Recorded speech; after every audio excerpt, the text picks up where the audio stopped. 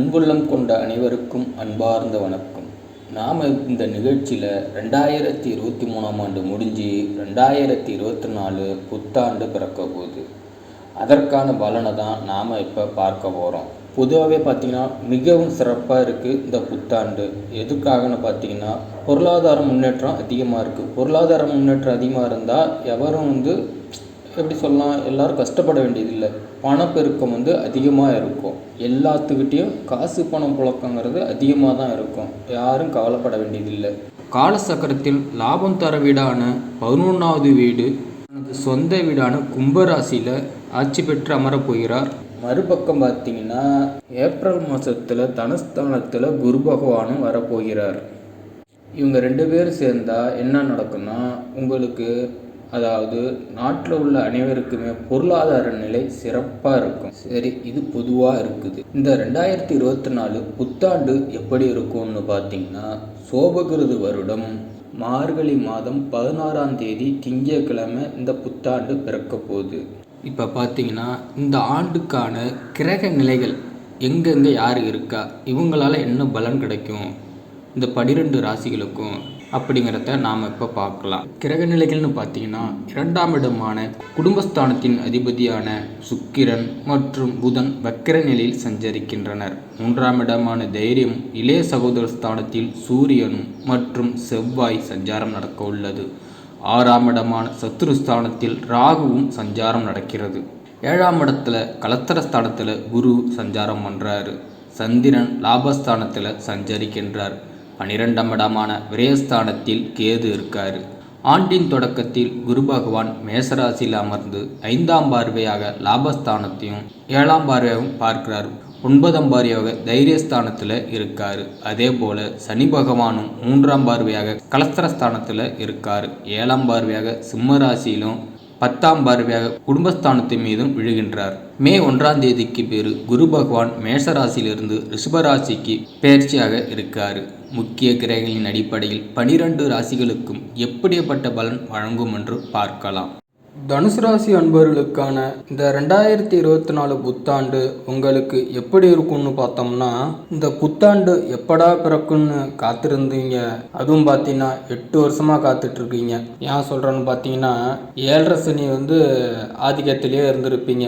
ஏன் சொல்கிறேன்னு பார்த்தீங்கன்னா, நீங்கள் ஏகப்பட்ட கஷ்டத்தை அனுபவித்தது இந்த 7.5 வருஷமாக. இந்த வருஷம் சனி பெயர்ச்சி நடந்திருக்கிறதால நல்லா இருக்குமோ 2024 ஆண்டு பிறக்கும் அப்படின்னு வரவேற்கிறதுக்காகவே நீங்கள் இருக்கீங்க.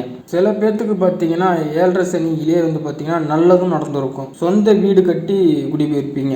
இந்த 2வது சுற்று சனி இருந்தது பார்த்தீங்களா, அவங்கன்னா பூரா வீடு கட்டிருக்கிறதுக்கான வாய்ப்புகள் அதிகமாக இருக்குது. சுப விரய செலவுகள் அதிகமாக நடந்திருக்கும் அவங்களுக்கும். இப்படி ஒரு பக்கம் நடந்திருந்தாலும் இந்த கடன் இருக்குது பார்த்தீங்களா, மனசுமை, மனசோர்வு, மனக்குழப்பம் இது கண்டிப்பாக இருந்திருக்கும். இந்த 7.5 வருஷமாக இது நடந்திருக்கும். முக்கியமாக சொல்லணும்னு பார்த்தீங்கன்னா, உங்களோட கூட இருந்தவங்களே, உங்களோட நெருங்கிய நண்பரோ இல்லை அண்ணன் தம்பியோ அக்கா தங்கச்சோ அப்பா அம்மாவோ இல்லை உங்களுடைய காதலரோ முக்கியமான நபர் உங்களை ஏமாற்றிட்டு போயிருப்பாங்க, இல்லை உங்களை விட்டு பிரிஞ்சே போயிருப்பாங்க. அது இந்த 7.5 சனியில் கண்டிப்பாக நடந்திருக்கும். உங்களுக்காக இருந்தவங்க பார்த்தீங்களா, நீங்கள் யார் மேலே அதிகமாக அனுபவிச்சிருந்தீங்களோ அவங்க இந்த உங்களை விட்டுனா இந்த மண்ணை விட்டு பிரிஞ்சு போயிருப்பாங்க. அந்த இதை உங்களால் தாங்கவே முடியாது. இப்படிப்பட்ட சூழ்நிலையை அனுபவிச்சிருப்பீங்க. நீங்கள் உங்களுடைய இரத்த சொந்தங்களாக இருந்திருக்கலாம். அப்பா அம்மா அண்ணன் தங்கை தாத்தா பாட்டி, நீங்கள் மிகவும் நேசித்தவர்களில் அவங்க இறந்துட்டாங்க. எனக்கு ரொம்ப பிடிச்சவங்க அப்படின்னு நீங்கள் சொல்லுவீங்க பார்த்தீங்களா, விரல் விட்டு என்னவீங்க பார்த்தீங்களா, இவங்க தான் ஃபஸ்ட்டுன்னு. அவங்க தவறி சென்றிருக்கலாம். அதே மாதிரி ஏகப்பட்ட துரோகங்களை அனுபவிச்சிருப்பீங்க. தனுசு ராசி அன்போட கதையை கேட்டோம்னா கேட்குறவங்களுக்கே கண்ணீர் வந்துடும். அந்த அளவுக்கு கஷ்டத்தை அனுபவிச்சிருப்பாங்க. அதனால் பார்த்தீங்கன்னு வச்சிங்களேன், இந்த 7.5 சனி எப்படா முடியும், இந்த 2024 புத்தாண்டு எப்படா பிறக்கும் அப்படின்னு காத்துக்கிட்டே இருக்கீங்க. விரைவில் உங்களுக்கான நாள், உங்களுக்கான ஆண்டு அப்படின்னு தான் சொல்லணும், விரைவில் பிறக்க போகுது. இந்த 2023 டிசம்பர் மாதத்தில் இறுதியிலே 7.5 சனி முடிஞ்சிருச்சு. 2024 ஆண்டின் தொடக்கத்திலே நல்லது தான் நம்மளுக்கு நடக்க போகுது. அதோட பார்த்தீங்கன்னா சனி பகவான் உங்கள் ராசிக்கு 3வது வீட்டில் இருக்கார். ராசிக்கு 3வது வீடுங்கிறது தைரிய வீரிய ஸ்தானம். சனி பகவான் வந்து எந்த இடத்துக்கு வராரு, உங்களுக்கு தைரியத்தையும் தன்னம்பிக்கையும் கொடுக்க வேண்டிய இடத்துல அவர் வந்து உட்காந்துக்கிட்டாரு. பார்த்தீங்கன்னா சாதாரண அமைப்புனா இல்லை, மிகவும் சக்தி வாய்ந்த அமைப்பாக வந்து உங்களுக்கு உட்காந்துருக்காரு. நம்மளுக்கு எதையும் பற்றி நீங்கள் கவலையப்பட மாட்டீங்க. நான் எவ்வளோ கஷ்டப்பட்டுட்டேன், அதையே தாங்கிட்டேன், நம்மளுக்கு இது என்னடா ஜுசுப்பி அப்படின்னு சொல்ல வேண்டிய தைரியத்தை அவர் சனி பகவான் உங்களுக்கு கொடுப்பாரு.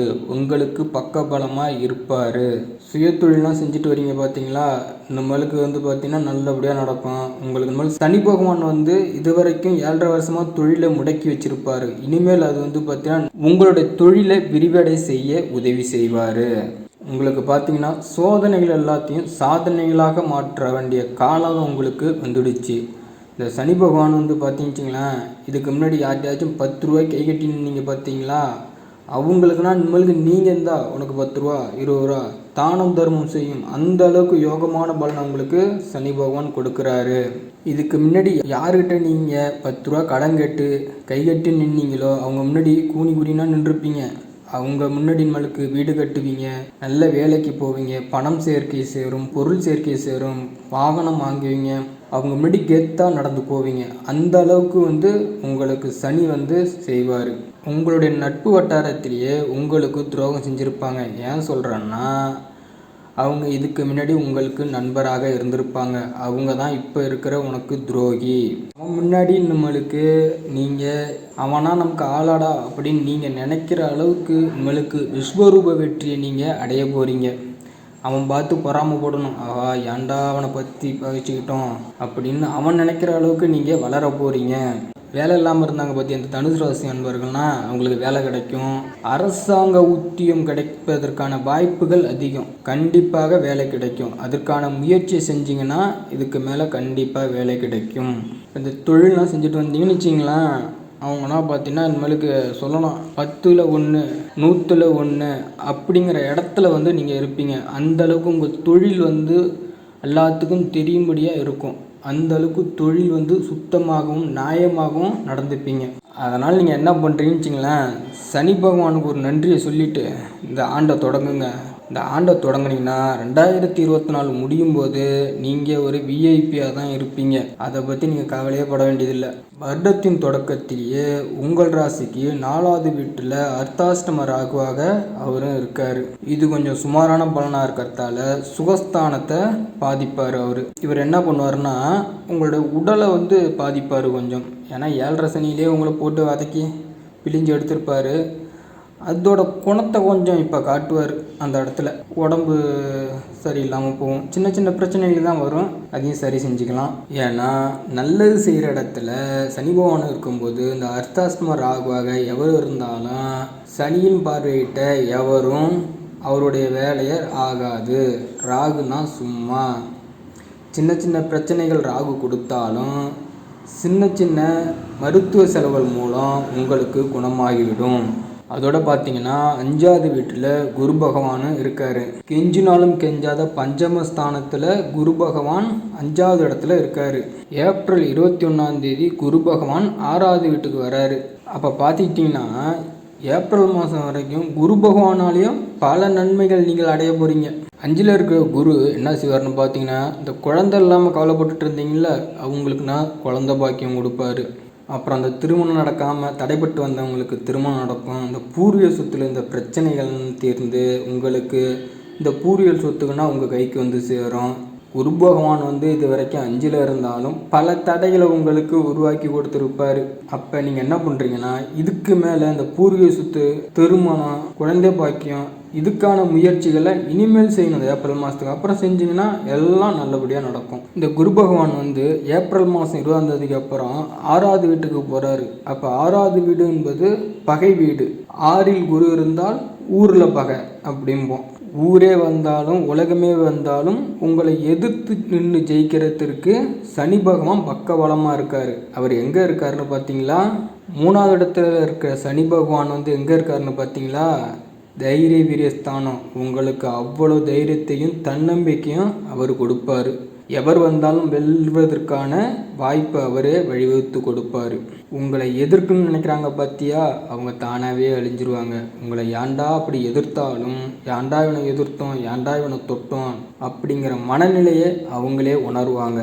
ஏப்ரல் மாதத்துக்கு அப்புறம் குரு பெயர்ச்சி ஆனாலும் அவரோட பார்வை உங்களுடைய தொழில் ஸ்தானத்தில் உங்கள் ராசிக்கு விரயஸ்தானத்துலேயும் இருப்பார். ஏற்கனவே தொழில் ஸ்தானத்தில் ஞானகாரகன் கேது இருக்கார். 10ல் ஒரு பாவி இருக்கணும் அப்படின்னு சொல்லுவோம். தொழில் வளர்ச்சி அடைவதற்கு பார்த்தீங்கன்னா ஞானகாரன் கேது இருக்கார் பார்த்தீங்களா, அவருக்கு நல்ல புத்தியை உங்களுக்கு கொடுப்பாரு, நல்ல சிந்தனையை கொடுப்பாரு.